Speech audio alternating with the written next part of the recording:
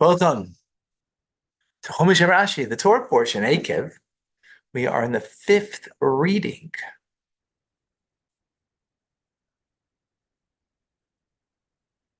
Let's get right to it. We are in chapter 10, verse number 12. V'ata, now, says Moshe Rabbeinu. Moses is speaking to the Jewish people.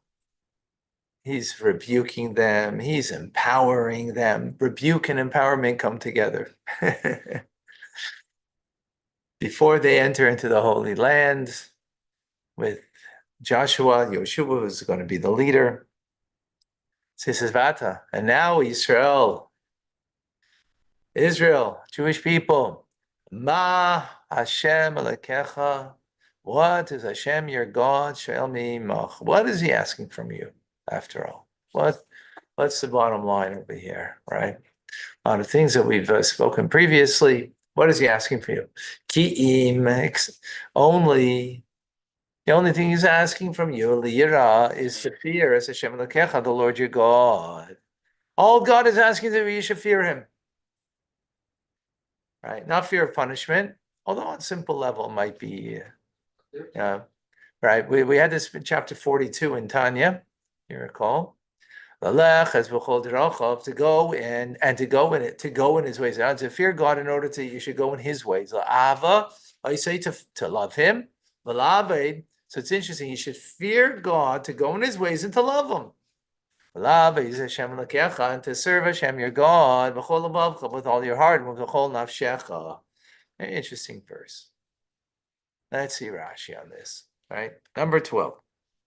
Ata Israel, and now Israel, afal pishasisem, that even though you have done all of this, in other words, according to Mizrahi, he's been rebuking the Jews. Before we were speaking about the sin of the golden calf, if you recall, and yesterday. So how's this? So a continuation. So according to Rashi, he's explaining that even though you've done all of this and others to go against God, nonetheless, his compassion and his affection is still upon you. Then all that you have sinned before him, he's only asking from you, but to fear him. Right? That's all. Free will, but the only thing we have for free will. Because everything else will take. Yeah, that's actually Nira is okay. David, yes. Can we be present? Yes. Did you read further? No. You didn't? No, so that's it. Okay, because this is what it says further. Right? Yes. And our sages expound from here, everything is in the hands of heaven, except for the fear of heaven. Right? So, in other words, all God is asking you is that when you have a moral choice to make, that's the only thing that's in your hands. Do it out of the fear of heaven to do what's right. Right? In other words, the presence of God, that you should do what is right. That's all that God is asking you to do. Nothing else he's asking you. What? He can't make us do that. He can't make us do that, exactly. We have to want to do it. This is where we get the idea of freedom of will. Right? And that's the extent of the freedom of will that we have. Right? Powerful. Powerful, powerful.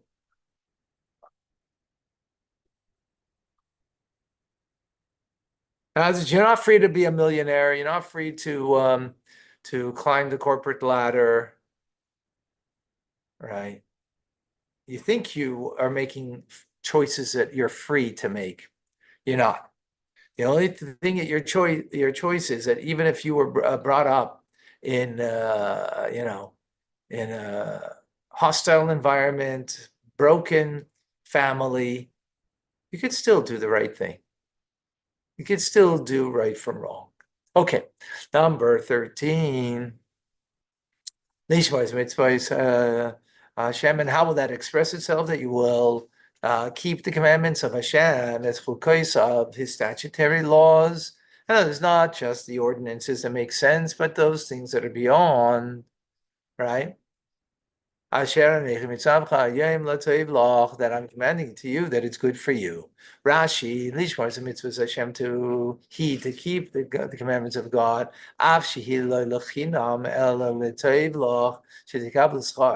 This too is not for nothing. In other words, it's not, just do it because I said, even though speaking about the statutory laws over here, but in the end, it's good for you. You will get the reward for it. Behold, to Hashem, your God, the heavens and the heavens of the heavens, the and the earth, on everything to it, right? In other words, they belong to God. Hein la Hashem. The word belong isn't there, but behold, they are to Hashem, meaning they belong. Hein la Hashem akol, everything.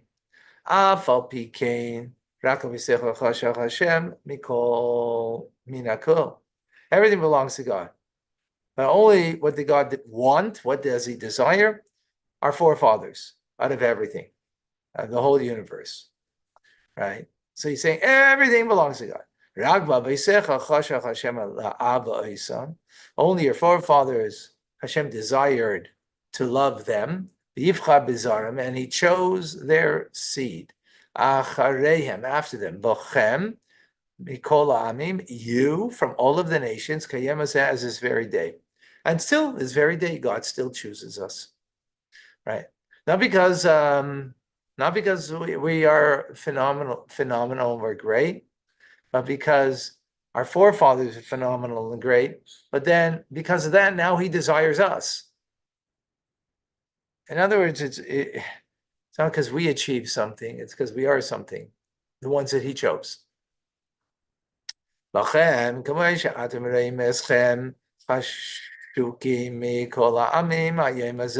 as you see yourselves the most beloved of all peoples, as it is today. So, some people have a notion of what's going on in this world today with all the briefly, with all the anti-Semitism. It's mamish a beautiful vort over here. All the anti-Semitism. So, what do we? No, it's so clear to me. It's so clear how God has chosen the Jewish people, especially today. Especially today. And if we don't see that, we are blind. We're blind to the truth. And for instance, the verse right here. They got the biggest ovation yesterday. The parents of the Yeah, not so great, not so wonderful what they did. Not wonderful what they did. Can you sign? Yeah. Okay. If you want to check the table, go check it before I leave. Okay. And your name, please. Fine, F-I-N-E. Give me a moment. Okay. I go with you.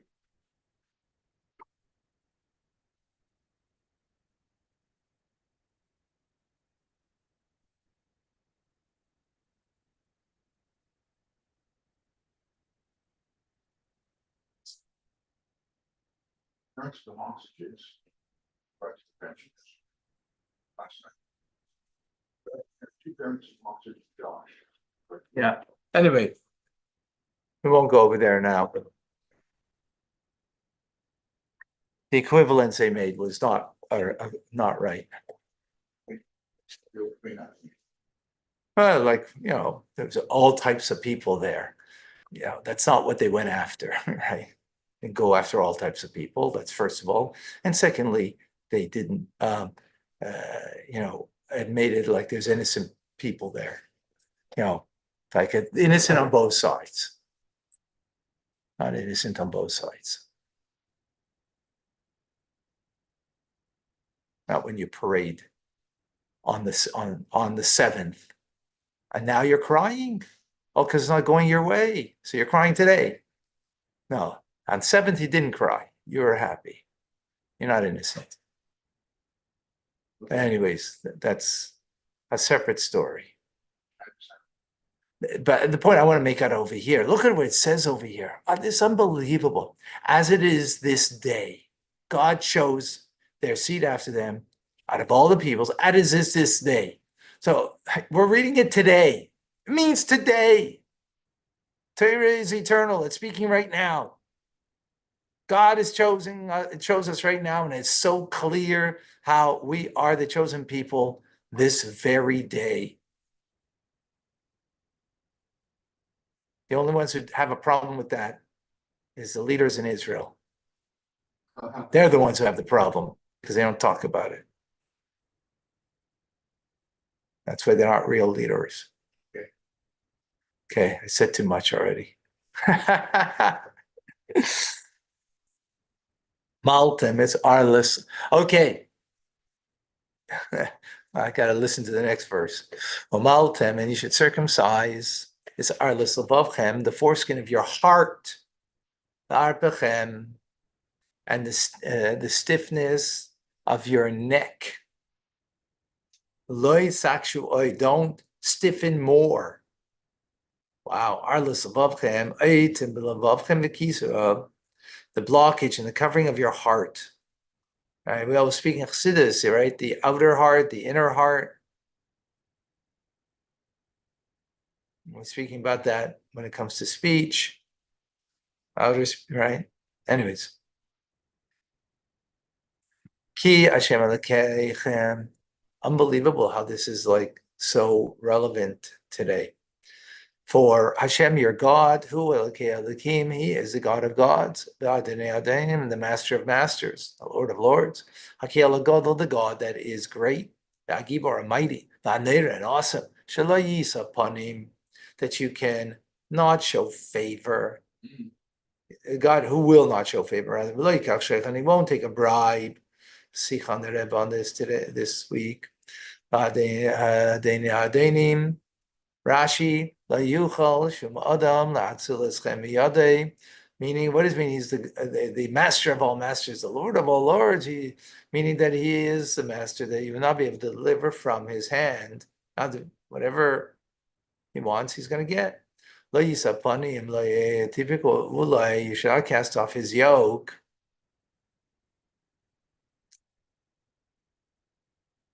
La Yikach Sheichad, La Faisa B'Mammon, don't try to appease him with money. Sunday night. Right. Exactly. I learned this Sunday night. I say Mishpat. He does judgment. Yosem for the orphan, Ba'almana, and for the widow. Oyev Ger, he loves the convert. Lasei Slay Lechem, to give him bread, the Simla, and clothing. Rashi in 18.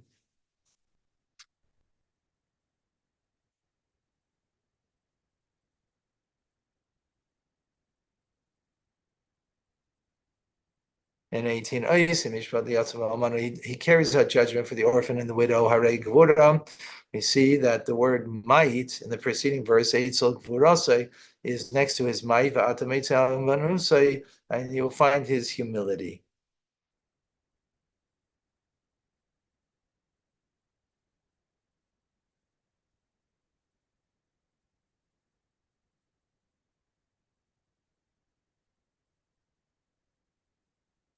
Right? It's in the previous verse, right? What do we say?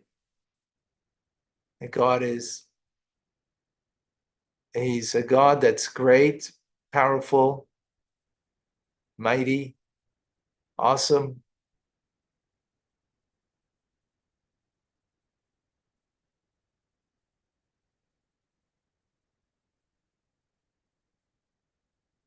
And now he's executing his judgment.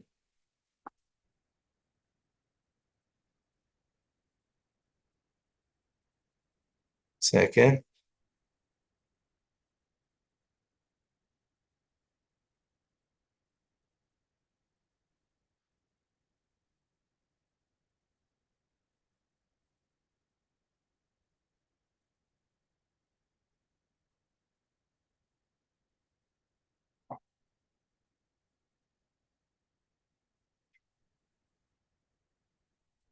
right? So here we're speaking about God's compassion towards the orphan and the widow, right? So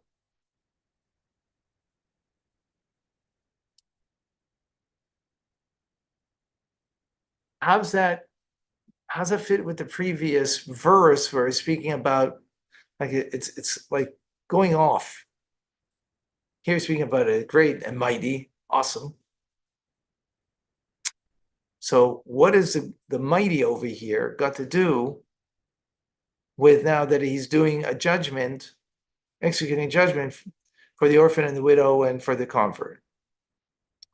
So that's why Rashi is saying that he's that Gevura, that description of God's power, is alongside with the description of his humility. In other words, his power is that he can be humble, meaning he's taking care of those who themselves are humbled. It takes a humble person to take care of the humbled, right? The haughty person doesn't take care of the humble, right? The Nazis are haughty. They don't take care of the humble. They want to destroy the humble, right? Because it doesn't fit into their pure race. Here, God takes care of the humble. Okay, got it?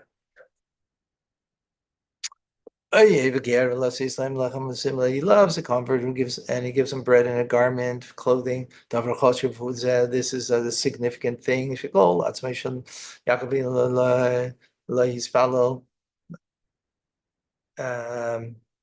Yaakov and his entire being, what did he pray for? But also to give me bread and to give me clothes to wear. Just want to bring out that that this is significant. Interesting. Here comes a mitzvah. As a ger, you should love the convert. Because you were stranger. The word ger means it's translated here in context means a convert, but the actual translation means stranger, right? Because a convert is someone who is strange to the Jewish people and came to the Jewish people, right? Came to the Jewish people. Okay, but that's not what I'm speaking about. Okay. Because today we're not. Right? At Mount Sinai, fine, but this is talking eternally. Because you were converts, strangers yourself. Meaning you have a blemish. Well, don't say anything about the blemish of your defect, your blemish, your defect about others, because you have it yourself.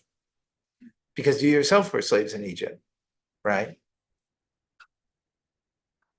Interesting. Yeah, how many years ago were we slaves? But still a defect of ours, yeah.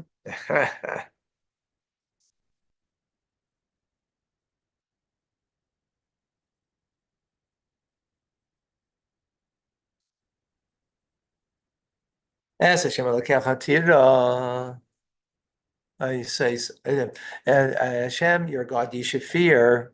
Say, bringing this again. And you should worship him, you should serve him. And to him you should cleave. And in his name you should swear. You should fear Hashem, your God. And as a result of that, you should then serve him. The seed boy and cleave to him. Cleave to him means just as he's compassionate, you should be compassionate, right? That idea. And when you'll have all of these qualities, then you could teach, but then you could swear in his name. Others don't swear in his name, right? In other words, swear in his name, and others you can make an oath. He is your silasecha, your praise, and he's your God. Asher also Yitcha that he did with you is the greatness, Vizanairis, and the awesomeness. Ha'ela, these awesome things, Asher Roenecha, that your very eyes saw. Yeshivim Nafish, what is that? Yeshivim Nafish was 70 souls. Your forefathers went down to Egypt, right? Yaakov went down with 70 souls to Egypt. Now, and Hashem, your God has made you, placed you, like the stars of heaven, to in abundance. And you shall love Hashem your God, and you shall keep Mishmarta, his charge, and his statutory laws, and ordinances, and his commandments, Kol Yamim, all of the days. And you shall know, Hayom, this day, Ki lo yisabnechem,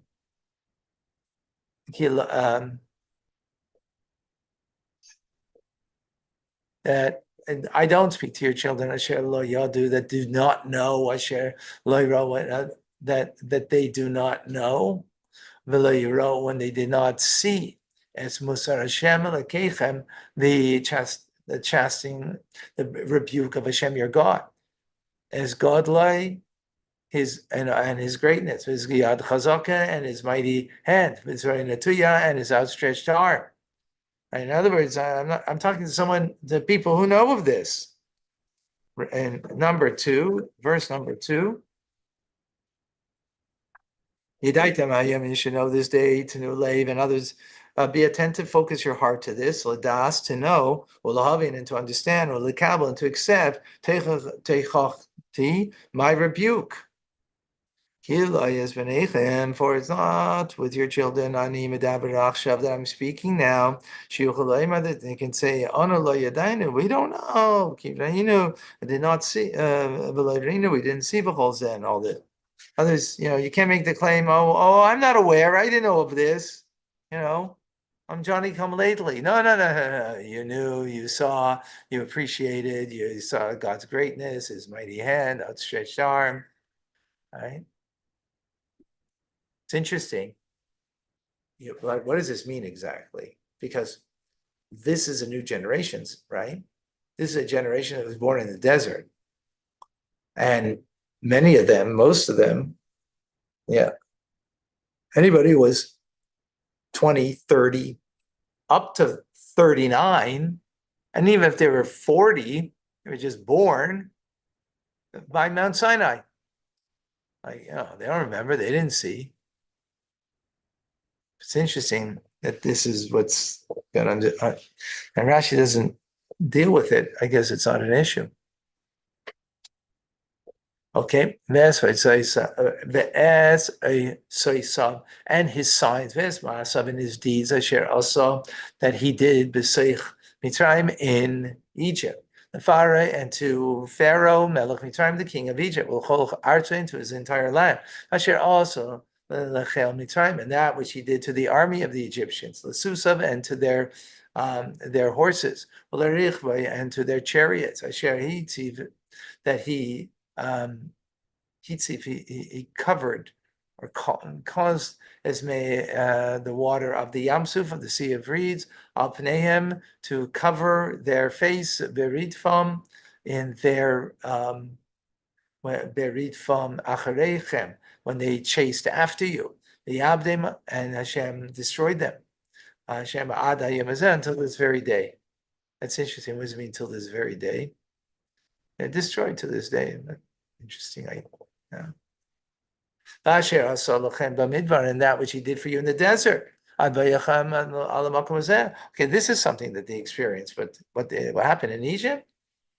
Remember, that whole generation died out. But yet you saw.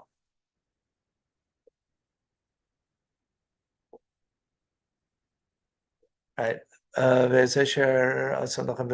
he did for you in the desert, coming to this place. Asher also l'dasan v'aviram, and that which he did to Dasan Aviram, right? Dasan Aviram were part of Korach's rebellion, right? So he's pointing them out. He's pointing them out specifically. Bnei Eliab, the children of Eliab, Ben Reuben, the son of Reuben. Asher Patzes Haaretz, that the earth opened up its mouth, the Tiblaim, and swallowed them up.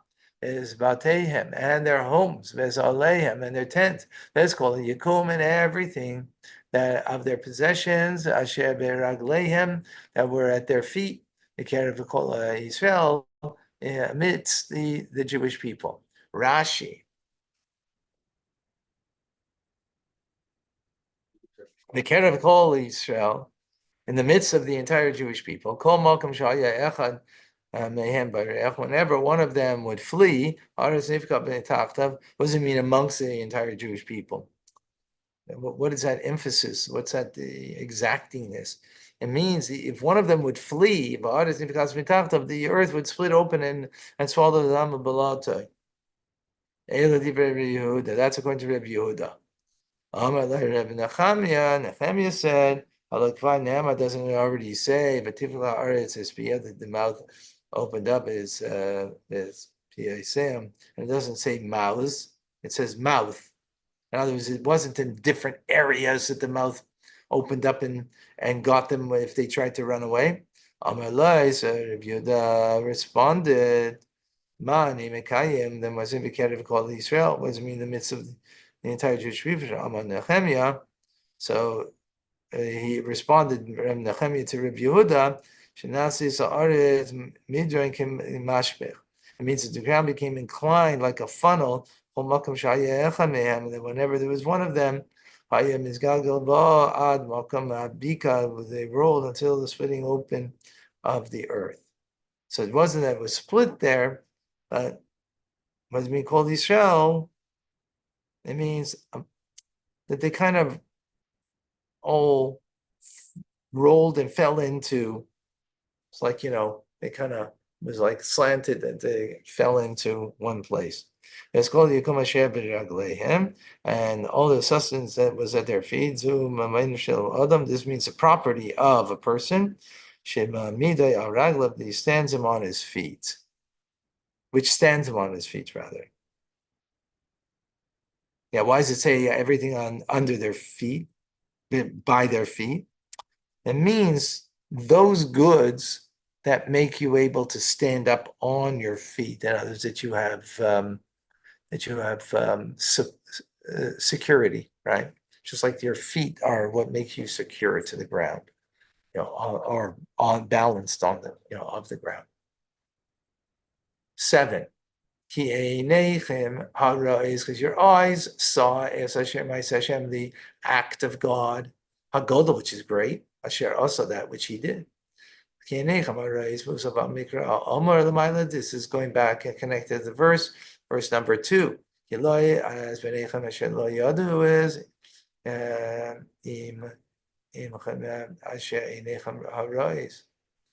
it's connected to verse number 2 that says that I speak not with your children who did not know, but rather that your eyes have seen.